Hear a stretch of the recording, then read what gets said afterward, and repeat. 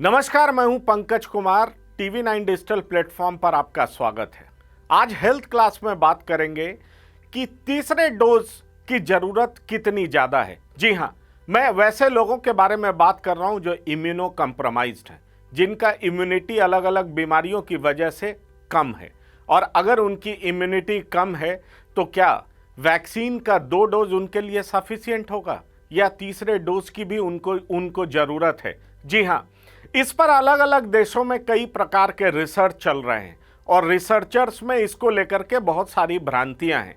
उन्होंने ये कहा है कि इसको लेकर के व्यापक पैमाने पर रिसर्च होना चाहिए ताकि जो इम्यूनो कम्प्रोमाइज्ड लोग हैं, दरअसल दुनिया में 5% इम्यूनो कम्प्रोमाइज्ड लोगों की संख्या बताई जाती है आंकड़े के अनुसार, और ये जो इम्यूनो कम्प्रोमाइज्ड लोग हैं उनको प्रॉपर तरीके से एक्स्ट्रा डोज वैक्सीन का दिया जाना उचित होगा या नहीं।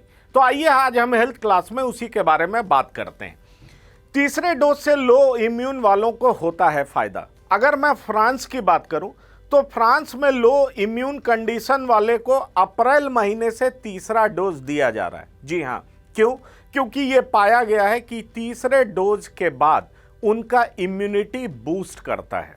अगर मैं ऐसे लोगों की बात करूं जिनमें ऑर्गन ट्रांसप्लांट होता है, और जब ऑर्गन ट्रांसप्लांट होता है तो उनको इम्यूनो सप्रेसेंट दवा दिया जाता है। इम्यूनो सप्रेसेंट दवा इसलिए दिया जाता है क्योंकि बाहर से ऑर्गन दिया जाता है और शरीर का ये नेचुरल फंक्शन होता है कि बाहर के किसी पदार्थ को, किसी ऑर्गन को वो एंटीजन समझता है, तो उसके लिए वो एंटीबॉडी डेवलप कर लेता है। इसलिए उस एंटीबॉडी को सप्रेस करने के लिए ये इम्यूनो सप्रेसेंट दवा दी जाती है, और ऐसे पेशेंट में इम्यूनिटी बेहद कम होता है। और जब इनमें इम्यूनिटी बेहद कम होता है तो कोरोना की वैक्सीन अगर उनमें डाला जाता है तो पाया यह जाता है कि 2 डोज वैक्सीन देने के बाद भी उनमें समुचित मात्रा का एंटीबॉडी डेवलप नहीं हो पाया है। और जब समुचित मात्रा का एंटीबॉडी डेवलप नहीं हो पाता है तो ऐसे लोगों के लिए बहुत बड़ी चुनौती रहती है कि वो कोरोना से कैसे लड़े।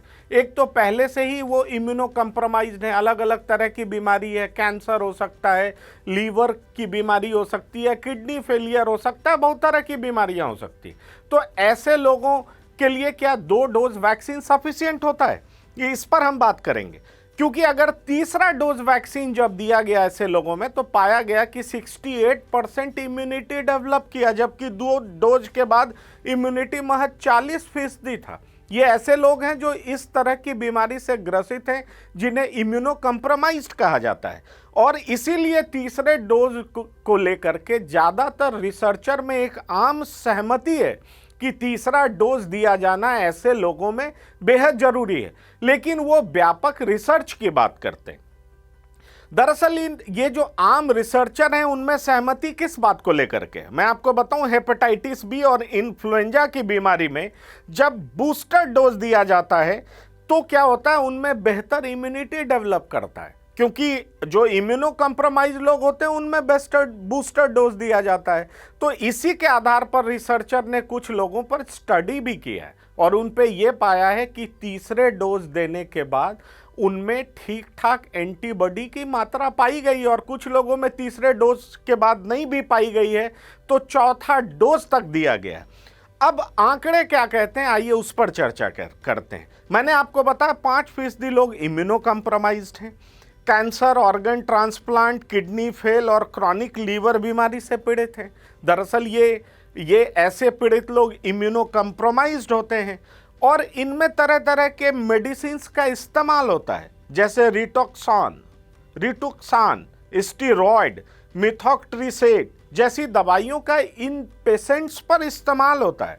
और मैं आपको बताऊं कि अमेरिकन कॉलेज ऑफ रिमेटोलॉजी द्वारा जो रिसर्च किया गया और उसमें यह पाया गया कि जिस व्यक्ति को, ऐसे इम्यूनो कम्प्रोमाइज्ड व्यक्ति को अगर इस तरह की दवा दी जाती है, खासतौर पर रिमेटॉइड में मिथॉक्ट्रिसेट दवा दी जाती है, और अगर वो कोरोना का उसको वैक्सीन दिया जाना है तो 1 सप्ताह पहले ही मिथॉक्ट्रिसेट दवा दिया जाना बंद कर दिया जाता है। अब आते हैं कि ये जो 30 ऑर्गन ट्रांसप्लांट के केसेस हैं उसमें तीसरे डोज के बाद एंटीबॉडी बढ़ा हुआ पाया गया। जी हाँ, ऑर्गन ट्रांसप्लांट मैंने आपको बताया, ऑर्गन ट्रांसप्लांट तभी संभव है जब कोई ऑर्गन खराब हो जाता है और उसको रिप्लेस किया जाता है, और जब बाहर से ऑर्गन उसमें डाला जाता है तो शरीर का नेचुरल फंक्शन क्या होता है, बाहरी किसी भी चीज़ को रोकना, अवरुद्ध पैदा करना।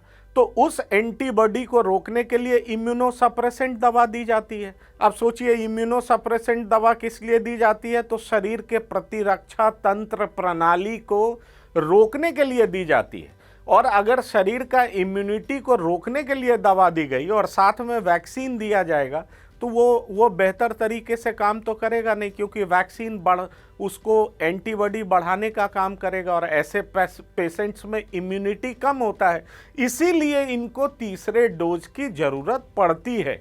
आम लोगों में 2 डोजेज में सफिशिएंट एंटीबॉडी बन जाता है, लेकिन ऐसे लोगों में, कई लोगों में तीसरे डोज की ज़रूरत पड़ती है, और ऐसे 30 ऑर्गन ट्रांसप्लांट केसेस में देखा गया। अगर मैं आपके सामने ये आंकड़े पेश करूं, 15% ब्लड कैंसर और 30% इम्यून सप्रेसर ड्रग वालों में 2 डोज के बाद एंटीबॉडी की मात्रा काफ़ी कम थी। डॉक्टर सेजे में इन्होंने क्या किया, 658 लोगों पर स्टडी किया और पाया, कैसे लोगों पे? 658 लोगों पर जो अलग अलग तरह की बीमारियों से ग्रसित थे, लीवर की प्रॉब्लम थी, किडनी की प्रॉब्लम थी, कैंसर से ग्रसित थे, ऑर्गन ट्रांसप्लांटेशन कराया हुआ था, और उसमें ये देखा कि अगर वैक्सीन दिया भी गया इनमें तो आधे से कम लोगों में ही समुचित मात्रा में एंटीबॉडी पाया गया। आप समझ लीजिए क्यों आधे से कम लोगों में पाया गया, क्योंकि उनको इम्यूनोसप्रेसेंट दवा दी जाती थी, जो इम्यून को सप्रेस करता है, जो इम्यूनिटी को कम करता है, जो प्रतिरक्षा तंत्र प्रणाली को कमज़ोर करता है। इसीलिए 2 डोज का वैक्सीन सफिशिएंट नहीं हो पाया कि उनमें इम्यूनिटी को प्रॉपर तरीके से बढ़ा सके। अब आते हैं डॉक्टर बालास हॉलमास। ये क्या कहते हैं? ये कहते हैं कि पोस्ट ट्रांसप्लांट पेशेंट के बूस्टर डोज पे स्टडी होना चाहिए। कुछ कैंसर पेशेंट में देखा गया, ऐसा नहीं है कि सारे कैंसर पेशेंट्स को तीसरे डोज की ज़रूरत पड़ती है। कई कैंसर पेशेंट्स में 2 डोजेस के बाद भी समुचित मात्रा में एंटीबॉडी डेवलप कर जाता है, लेकिन कुछ कैंसर पेशेंट्स में देखा गया, स्टडी में पाया गया कि वो वैक्सीन का प्रॉपर रिस्पॉन्स नहीं दे रहे हैं। फिर वही बात है कि ये इम्यूनोसप्रेसेंट दवा लेते हैं, इनका इम्यूनिटी का पहले से कमज़ोर रहता है, 2 डोज देने के बाद भी समुचित मात्रा एंटीबॉडी का डेवलप नहीं कर पाता है, और वो डेवलप नहीं करेगा तो कोरोना से लड़ नहीं पाएंगे। आगे बढ़ते हैं अगले स्लाइड की ओर और अब देखते हैं कि उसमें क्या बात है। पीड़ित पर वैक्सीन का असर कम नहीं, लेकिन रिसर्च की ज़रूरत। कुछ लोगों में जो कि पीड़ित हैं, इस तरह की बीमारी से ग्रसित हैं, इम्यूनो कम्प्रोमाइज्ड हैं, उस पर वैक्सीन का असर कुछ लोगों में देखा गया है, लेकिन फिर भी व्यापक पैमाने पर रिसर्च की ज़रूरत है। और कहा यह जाता है कि कम इम्यूनिटी वालों में वायरस ज़्यादा समय तक रेप्लिकेट कर सकता है। जी हाँ, अगर जिसमें इम्यूनिटी कम रहा, समझ लीजिए वो आदमी वायरस से इन्फेक्टेड हो गया, और वायरस से इन्फेक्टेड हो गया तो क्या होगा, शरीर का एंटीबॉडी उसको ख़त्म नहीं कर पाएगा, और ख़त्म नहीं कर पाएगा तो शरीर में लंबे समय तक रहेगा, और लंबे समय तक रहेगा तो वो अपना रेप्लिकेशन, मतलब अपना रूप, अपना अगला जनरेशन बढ़ाता रहेगा, और अगला जनरेशन बढ़ाएगा तो इसमें नए वेरिएंट पैदा होने के चांसेस ज़्यादा रहते हैं।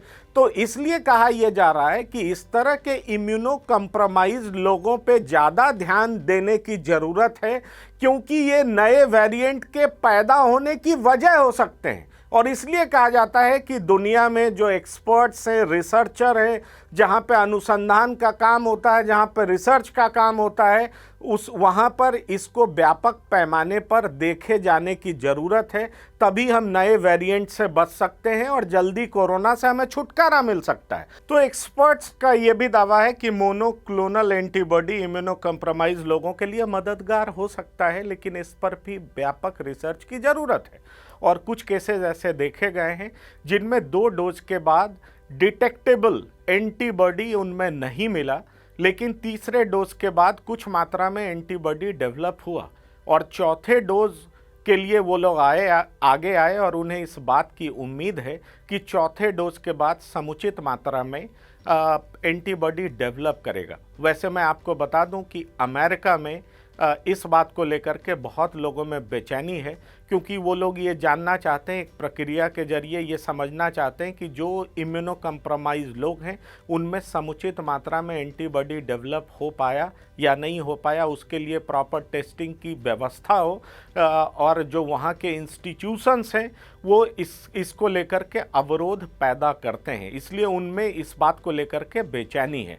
लेकिन फिलहाल अगर ये कहा जाए तो रिसर्चर्स में इस बात को लेकर के आम सहमति है कि तीसरे डोज के बाद इम्यूनो कम्प्रोमाइज लोगों में फ़ायदा हो और इससे उन्हें बेहद मदद मिलेगी। धन्यवाद।